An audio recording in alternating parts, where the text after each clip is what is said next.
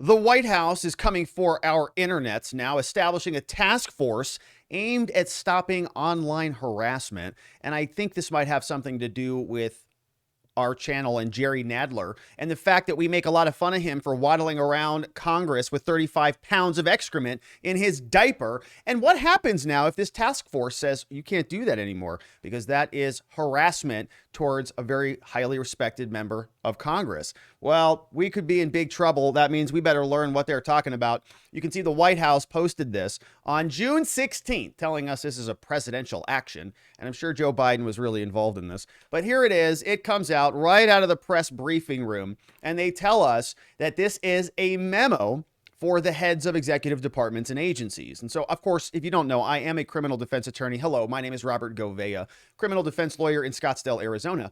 And I look to these things from that viewpoint, through that lens. I want to know, what are they going to do? Are they going to start arresting people? Are they going to start going to people's houses and say, excuse me, you're harassing people, you're going to jail? I wouldn't be too surprised, because we've already seen that they were willing to, arrest people for COVID violations and this, that, and the other. And around we go. So what new powers is this agency, is this executive branch going to gobble up? Let's look.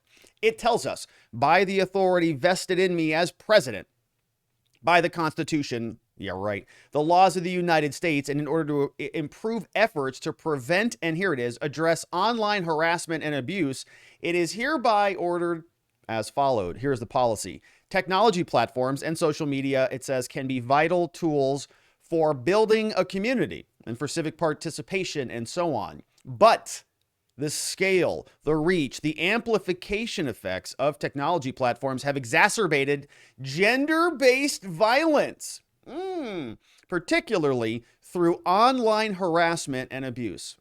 Uh-oh, we're in deep trouble here.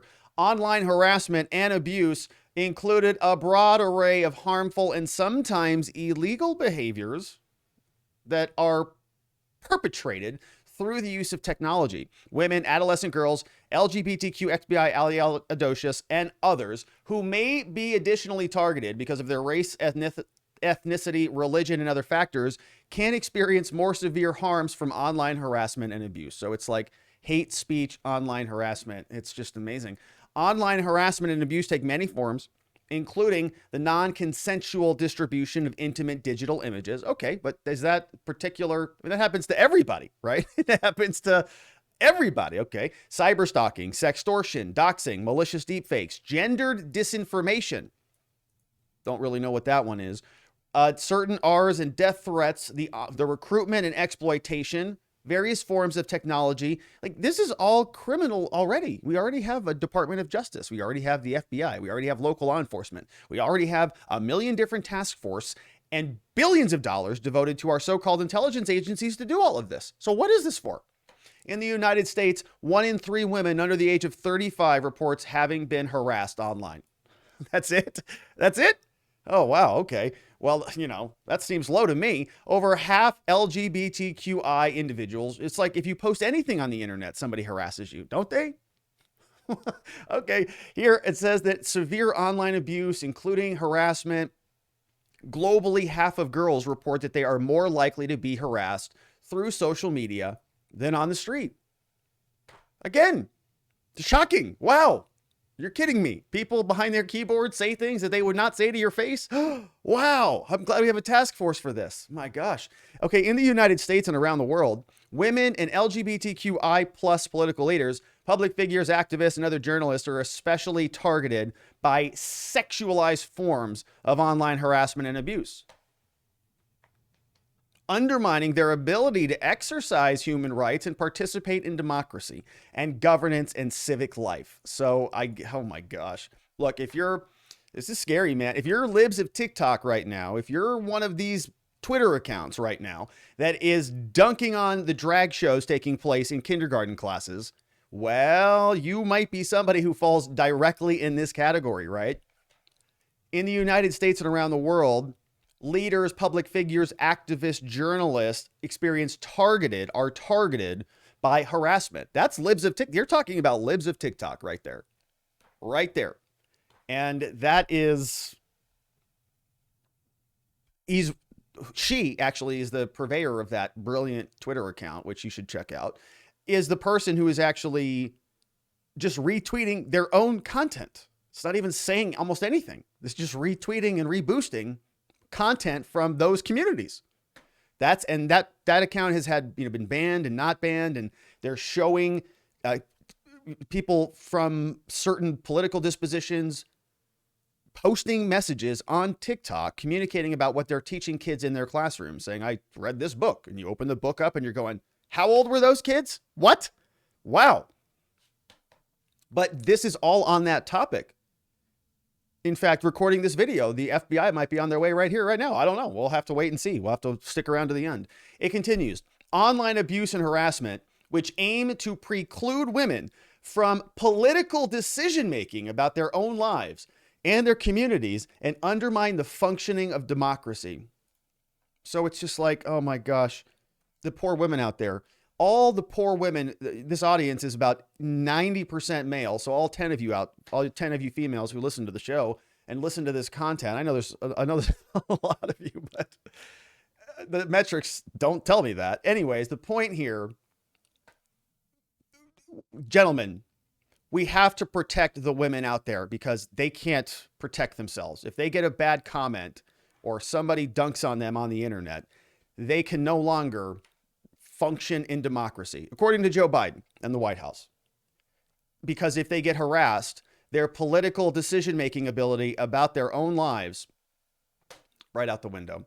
So boys out there, gentlemen, be nice to the ladies on the internet, all right? Because if you say anything bad, according to Joe Biden, they just can't function anymore and participate in American democracy. Wow.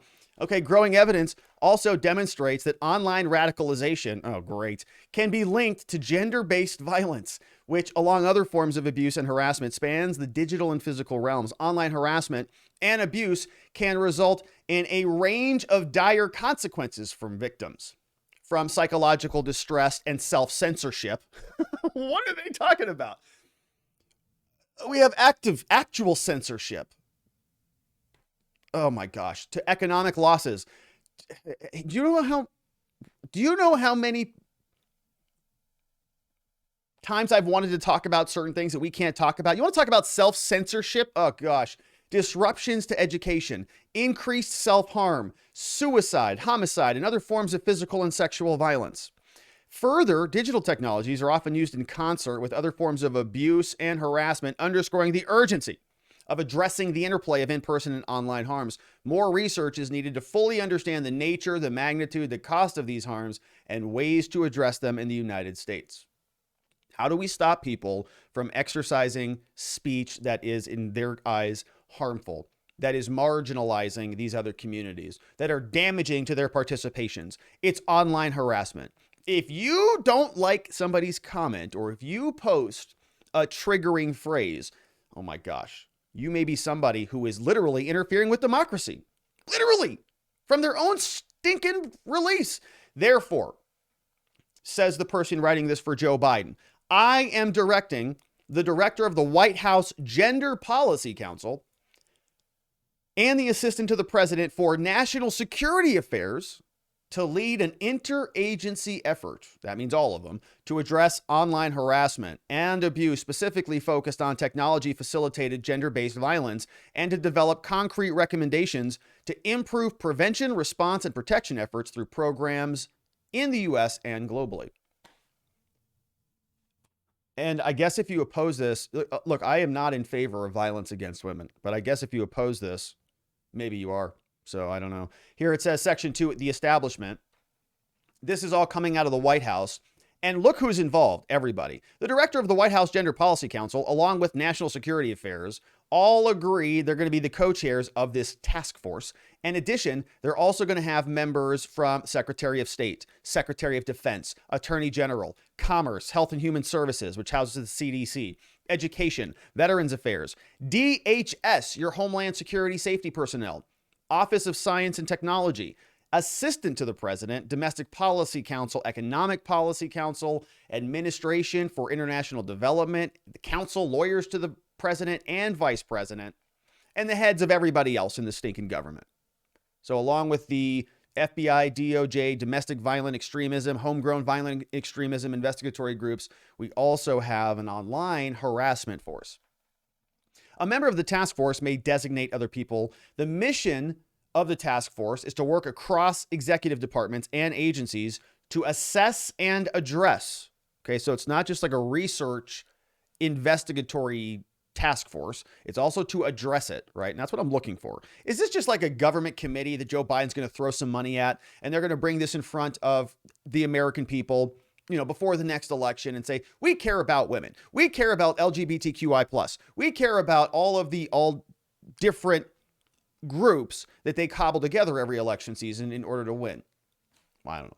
It says also addressing online and abuse that constitute technology facilitated gender-based violence. By how are they going to do it? Several different subsections. Number one, improving coordination among executive departments and all of the agencies to maximize the prevention of this type of stuff globally, enhancing data collection and expanding data collection and research across the federal government to measure the costs and the impact of this violence and study the mental health effects of abuse of social media. Also, increase access to survivor-centered services so that people, I guess, who get people who comment badly on them can get some money. Developing programs and policies to address online harassment, specifically campaigns targeting women and LGBTQ+I. People like public figures, journalists, government, civic leaders, activists, journalists in the United States. So it's wild, man. They're creating a protected class that argues for political causes. I mean, it's just saying that they even tell you, I mean, these are political figures, okay, to address online harassment of political figures. Like the administration doesn't want you to harass their political figures. That's the entire point of free speech. It's to harass political figures. Like that's the most protected kind, is political speech, is to say these people are idiots and morons and what they're doing is bad for society, right? I'm not saying that about any particular issue. In general, that's what free speech is for. It's not to say this bureaucrat's doing an amazing job. Well done, sir. Thank you for continuing to spend us into oblivion. Thank you for governing me. No, that's not what that's for. It's to say, hey, political figure, you're an idiot, and what you're doing is wrong. It is to harass them. Going to be a big problem here soon. Also, examining existing federal laws and regulations to evaluate the adequacy of the current legal framework to address the technology-facilitated gender-based violence. Also, identify any opportunities that we can use to just address it now through global partnerships. Consistent with the objectives, you can consult with local people and personnel to get this done. Here, we also have, within 180 days of the date of this memo, everybody shall create a presidential blueprint for a whole of government approach to respond to this. The initial blueprint shall include a synopsis of key lessons from stakeholder consultations and preliminary recommendations for advancing strategies to address all of this. Within 1 year of the initial blueprint, so all this will be done by the time Biden leaves. Okay, in other words, this here came out 180 days, fast forward 6 months from now. They'll get initial blueprint done. Then within 1 year, that's before Biden's term ends, he's now going to have a 1 year report with all the different agencies that say what they should do about it. Prior to issuing this, they should consolidate any input received, submit periodic reports. Following the submission of the report, give a report to the president. They talk about the definition of the term. Technology-facilitated gender-based violence, defined, refers to any form of gender-based violence, including harassment and abuse, which happens through the use of digital technologies. And it tells us what this cannot do, and it's signed here by Joe Biden Jr., authorizing the new online task force, the Harassment Task Force, to stop you from harassing political people on the basis of gender. Because if you are oppositional to them, if you push back on them, if you harass them, you may be a terrorist who is undermining American democracy, and the White House doesn't want you to do that. So we'll see, as we've seen previously, one after the other, rolling it out, one right after the other. They don't like what they're hearing from the American people, so they're going to do what they can to shut you up, including stopping you from having legitimate gripes with political figures who are in their favored class. Disgusting, but what else can we expect from this administration? We should be used to it by now. We'll continue to cover this and many others. I would love it if you joined us in that journey. Would really love it if you became a member and supported the work that we do here. We have daily, almost daily videos going out for our members, which are, carrying on the conversation in between these stories that we cover here. We're talking about some stuff behind the scenes, how things are working, and what's going on with you. We'd love it if you connected with us as a member on YouTube or over at our community at watchingthewatchers.locals.com. But if you don't, at least subscribe before you get out of here, because I look forward to seeing you on the next one.